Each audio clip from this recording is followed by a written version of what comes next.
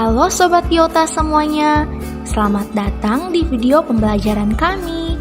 Semoga Sobat Biota semuanya berada dalam keadaan sehat walafiat dan tetap semangat ya. Dalam video pembelajaran kali ini, saya bersama rekan saya akan menjelaskan materi mengenai perubahan lingkungan. Dari video singkat yang telah Sobat Biota saksikan tadi, kira-kira apa sih yang terlintas dalam pikiran Sobat Biota? Pernahkah Sobat Biota berpikir mengapa hal tersebut bisa terjadi? Nah, untuk menjawab semua kebingungan dan pertanyaan yang timbul dalam benak Sobat Biota semuanya, yuk simak penjelasan materi berikut ini sampai selesai.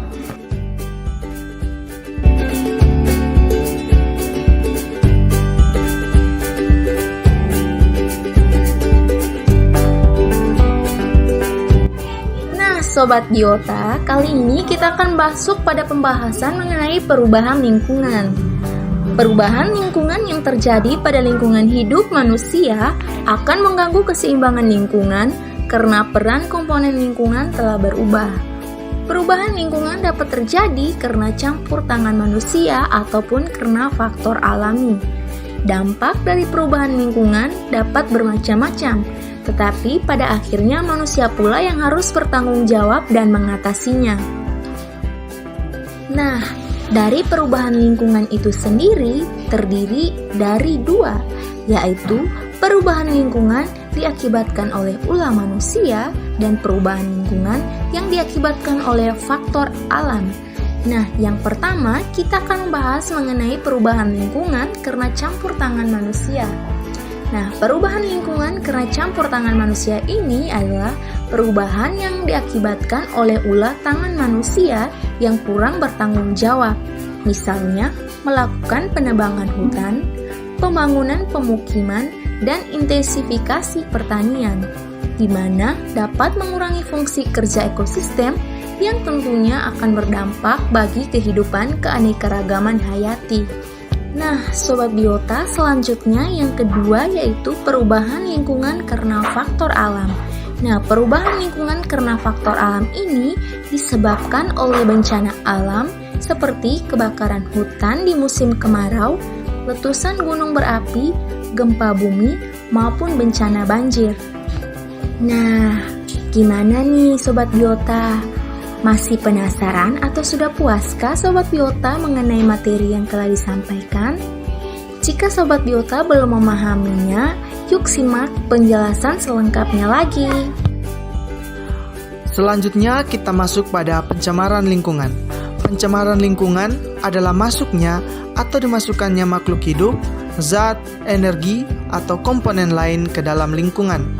Pencemaran lingkungan juga diartikan sebagai berubahnya tatanan lingkungan oleh kegiatan manusia ataupun proses alam, sehingga kualitas lingkungan maupun keanekaragaman hayatinya menjadi turun.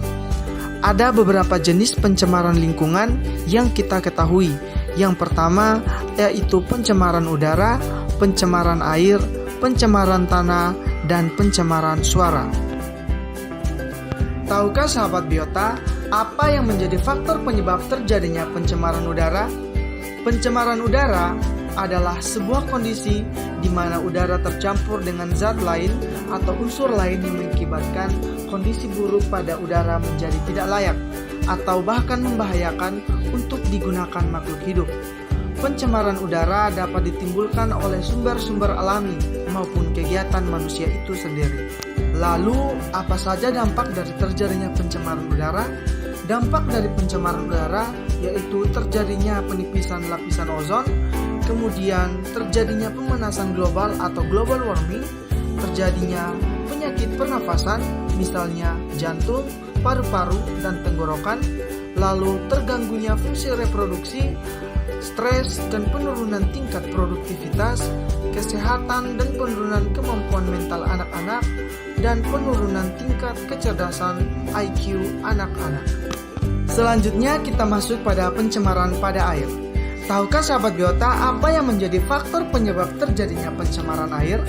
Pencemaran air adalah suatu perubahan keadaan di suatu tempat penampungan air seperti danau, sungai, lautan, dan air tanah akibat aktivitas manusia. Pencemaran air terjadi pada sumber-sumber air seperti danau, sungai, laut, dan air tanah yang disebabkan oleh aktivitas manusia. Air dikatakan tercemar jika tidak dapat digunakan sesuai dengan fungsinya. Berikutnya kita masuk pada pencemaran tanah.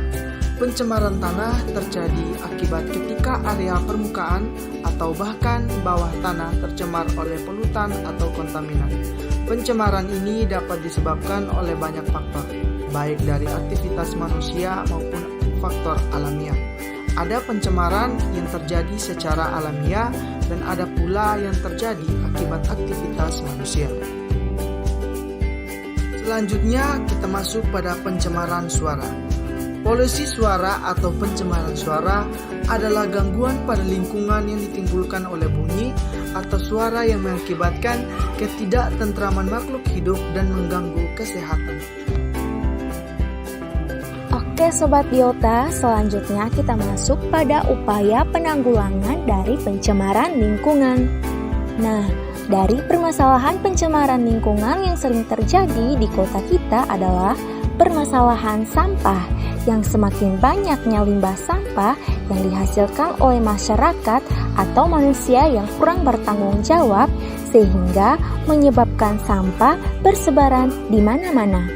Nah, Sobat Biota, perlu kita ketahui untuk menangani permasalahan sampah secara menyeluruh perlu dilakukan tindakan alternatif pengelolaan sampah.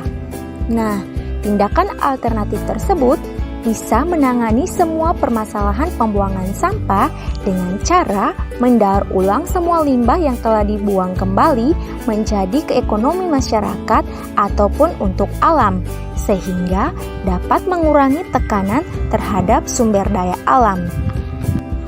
Selain itu juga kita dapat melakukan penyuluhan kepada masyarakat sekitar untuk menghimbau agar masyarakat dapat membuang sampah pada tempatnya ataupun dapat mendaur ulang kembali sampah yang bisa didaur ulang agar menjadi nilai ekonomis bagi masyarakat.